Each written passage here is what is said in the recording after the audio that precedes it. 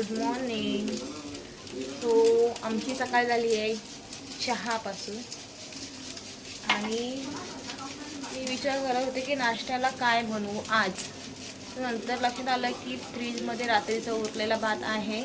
So मी यूट्यूबवरती recipe बघितली, त्याच्यानंतर मी ती नाश्त्यासाठी बनवते. मी रात्रीचा भात घेतला आहे आणि एक बटाटा उकडून घेतला आहे, त्याच्यामध्ये टाकायचं आहे आपल्याला आणि मिक्सरला बारीक करून घ्यायचं आहे. काय बनवतेस ग नक्की? मिक्सरला बारीक करून घेतलं आहे मी भात. भातामध्ये काय काय टाकलंयस?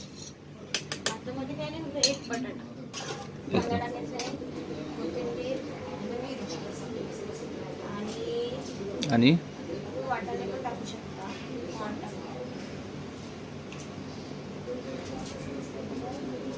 सगळं कट करून घेते टाकून. हे झालंय तयार. तेवढे येणे फ्राय करू.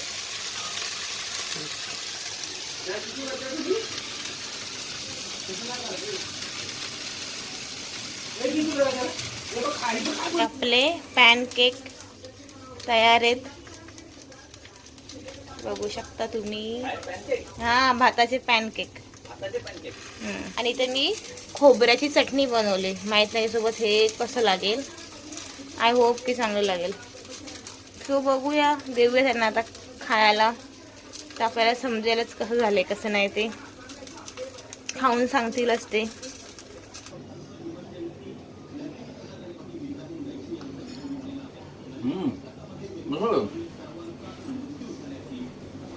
चला, आवडले तरी.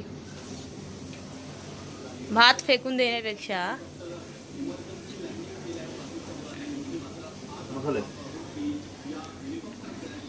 गणेशिकाला काय माहिती आवडतात की नाही. आवडणार तिला. मला आवडलं म्हणजे तिला पण आवडणार. हो का? आल्यात घरी ओट्स करण्यासाठी आल्यात, त्या घेऊन आल्यात.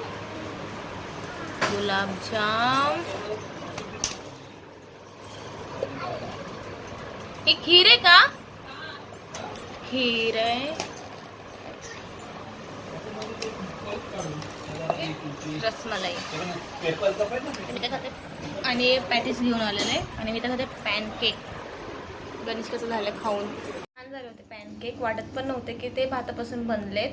आणि जर लहान पोर कोण खायला नखरे करत असेल भात, तर त्याला तुम्ही असं रेसिपी बनवून देऊ शकता, आवडीने खातील.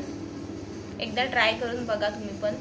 चाललं आता ओट करायला, ओटिंग करायला. मोबाईल अलाउड नाही, मोबाईल घरी घेऊन जातो. सो आम्ही ओट केलंय, तुम्ही पण ओट करा. आजचा हा ब्लॉग दीपाळीचं पहिलं वोटिंग होतं. पहिलं वोट तिला दिले, पहिल्यांदा वोटिंग केले इलेक्शनमध्ये. माझं तर भरपूर वेळेला झालंय. दीपाळीचं पहिल्यांदा. तुम्ही पण आपलं वोट चांगल्या नेत्यांना दिले असेल.